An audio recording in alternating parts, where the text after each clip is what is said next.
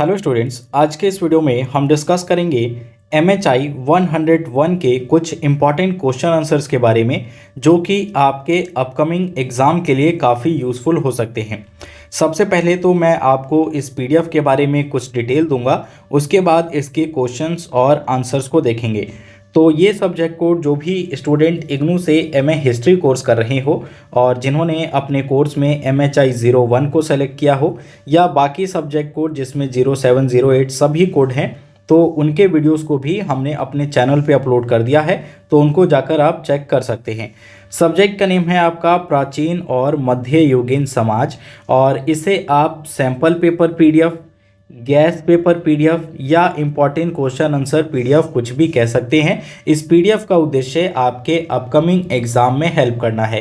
ये PDF खास तौर से उन स्टूडेंट्स के लिए यूज़फुल होगा जिन्होंने अभी तक कुछ भी स्टडी नहीं किया हो और 2-4 दिन में स्टडी करके आप एटलीस्ट पासिंग मार्क्स लाना चाहते हो, तो ये PDF आपके लिए यूज़फुल है। साथ ही वो स्टूडेंट जिनके पास कोई भी स्टडी मटेरियल अवेलेबल नहीं है, आपको यूनिवर्सिटी की तरफ से बुक्स नहीं मिली, आपने मार्केट से भी बुक परचेज नहीं किया, तो ये इंपॉर्टेंट क्वेश्चन आंसर PDF आपको एग्जाम में पास करवाने में काफ़ी हेल्प करेगा। आज के इस PDF में आपको 3 सेट सॉल्व पेपर दिया जाएगा जो कि बिल्कुल डेमो के रूप में ठीक उसी प्रकार से होगा जैसे एग्जाम में आपके क्वेश्चंस पूछे जाते हैं। नंबर ऑफ क्वेश्चंस की बात करें तो 20 to 30 क्वेश्चंस विद आंसर आपको इस PDF में देखने को मिलेंगे। तो जो भी स्टूडेंट इस वीडियो को देखने के बाद इसका PDF परचेज करना चाहें, दिए गए WhatsApp नंबर पर मैसेज करके आप इसके PDF को परचेज कर सकते हैं। तो चलिए अब इनके क्वेश्चंस और आंसर्स को देखते हैं। तो पहला क्वेश्चन कुछ इस प्रकार से आपसे पूछा जा सकता है कि कृषि के प्रारंभ होने का संक्षिप्त विवरण दीजिए, समाज के लिए इसके क्या परिणाम हुए।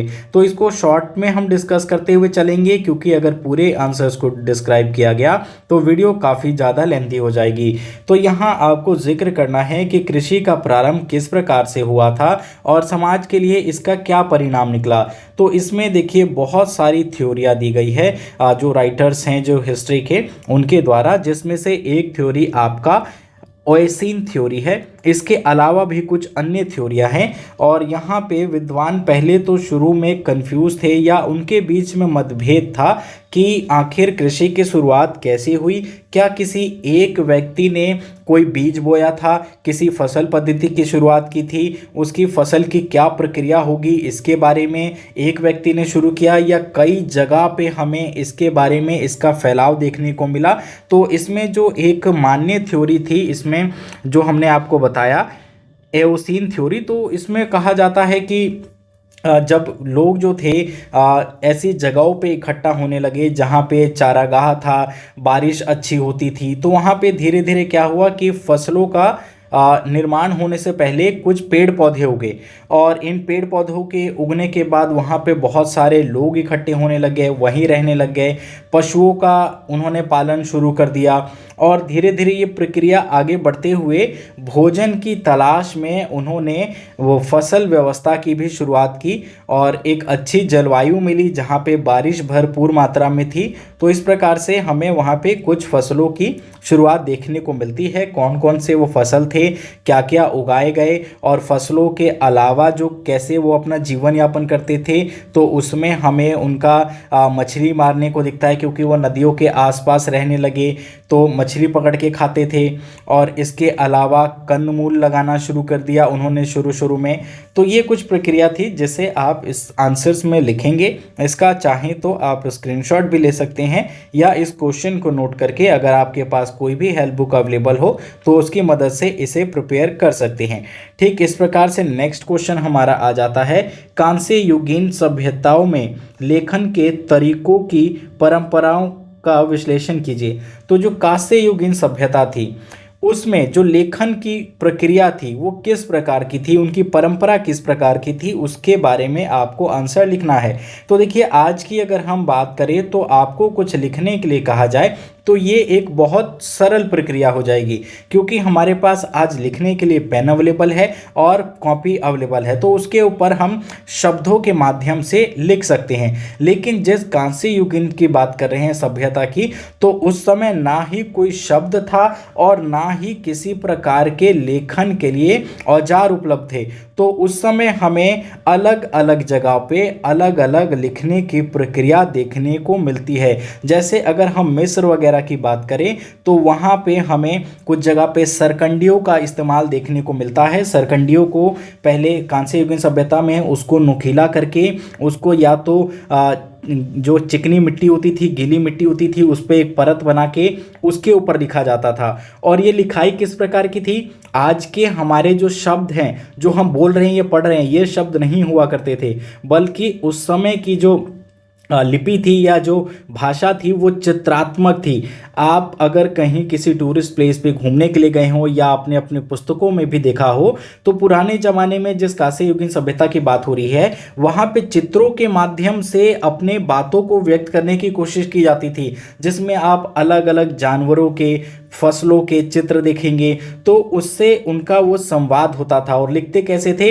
कोई नुकीली चीज़ से मिट्टी के ऊपर लिख दिया या पत्थरों के ऊपर उस पर कुछ आकार बना दिए। जैसे आप देखेंगे तो हड़प्पा सभ्यता के भी हमें कुछ अवशेष आज देखने को मिलते हैं, तो उस समय पत्थरों के ऊपर कुछ ना कुछ आकृतियाँ बनी हुई देखने को मिलती है। चीन की अगर हम देखें तो चीन में उस समय जो गीली मिट्टी होती थी उस पर नुकीली सरकंडे से लिखाई की जाती थी। मिस्र में अगर हम देखें वहाँ पिरामिड वगैरह जितने हैं तो उनके ऊपर भी हमें कुछ ना कुछ मकबरों के ऊपर, पुराने मंदिरों के ऊपर, हर जगह पे हमें नुकीली सुई से कुछ ना कुछ अक्षर उकेरे हुए देखने को मिलते हैं। तो ये उस समय की कांस्य युगीन सभ्यता की जो थी ये लेखन प्रक्रिया थी या परंपरा थी, जिसमें वो अपने बातों को, अपनी चीज़ों को व्यक्त करने की कोशिश करते हैं। आप इसको विस्तार पूर्वक पढ़ेंगे तो देखेंगे कि अक्सर वहाँ पे उन जानवरों का चित्र बनाया जाता था, या तो जिनको वो पालते थे या जिनका शिकार करते थे या जिनको खाते थे। इसके अलावा कुछ फसलों की आकृति भी देखने को मिलेगी। तो ये सारी चीज़ें दर्शाती हैं कि उस समय के दौर में क्या क्या चीज़ें उनके पास उपलब्ध थी और कैसे वो अपना जीवन यापन करते थे। तो ये पूरा आंसर आप यहाँ देख सकते हैं, यहाँ विस्तार से आपको देखने को मिल जाएगा। आप इसको पढ़ के एक अच्छा निचोड़ निकाल के अपना आंसर लिखेंगे। नेक्स्ट क्वेश्चन हो सकता है आपका, पैट्रिशियन कौन थे? उन्होंने रोमन साम्राज्य में प्लेबियन वर्ग पर अपना प्रभुत्व किस प्रकार स्थापित किया? तो देखिए, क्वेश्चन को ही अगर आप ठीक से पढ़े तो आपको क्लियर हो जाएगा कि ये एक नागरिकों के समाज के बारे में बात हो रही है। और किस जगह की? रोमन साम्राज्य की। तो देखिए, रोमन साम्राज्य में जो लोग थे ना, उनको दो श्रेणियों में बांटा गया था। पहला तो था पैट्रिशियन, ठीक है, और दूसरा था फ्लेबियंस, ठीक है। ये दो वर्ग थे और ये ठीक रोमन साम्राज्य में कुछ हमें उसी प्रकार की व्यवस्था देखने को मिलती थी जैसे कि हमारे भारत देश में हम वर्ग व्यवस्था या जाति व्यवस्था देखते हैं, तो वैसा ही कुछ वहाँ पे भी था। तो वहाँ पे पैट्रिशियन जो थे उन्होंने क्या किया? प्रभुत्व स्थापित कर लिया। किसके ऊपर? प्लेबियंस के ऊपर। प्लेबियंस जो थे आम नागरिक थे, ठीक है, कॉमन जो आम नागरिक है वो नागरिक थे, वहाँ पे आम जनता थी। और जो पैट्रिशियन थे, ये पैट्रिशियन थोड़े उच्च श्रेणी के लोग थे, सम्भ्रात वर्ग के लोग थे, जिनके पास संसाधन उपलब्ध थे, इनके पास पूंजी उपलब्ध थी।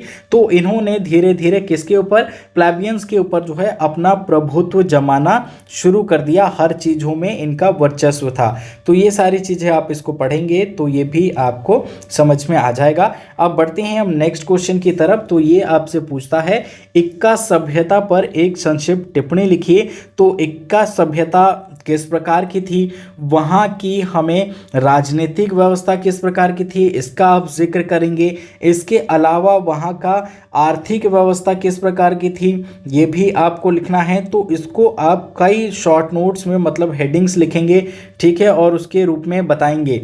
तो इसमें आप शॉर्ट में लिखते जाएंगे कि राजनीतिक जीवन कैसा था वहाँ पे, लोगों की क्या व्यवस्था थी, मतलब कई प्रकार के वहाँ लोग थे, क्या क्या श्रेणियाँ थे, बुनकर, बढ़ई, क्या क्या काम करते थे वो लोग, उसके बारे में लिखेंगे। आर्थिक व्यवस्था में वो जीवन यापन कैसा करते थे, कौन कौन सी फसलें वो लोग उगाते थे। जैसे कि इसमें देखेंगे इक्का सभ्यता में तो हमें आलू और शकरकंद का इस्तेमाल देखने को मिलता है।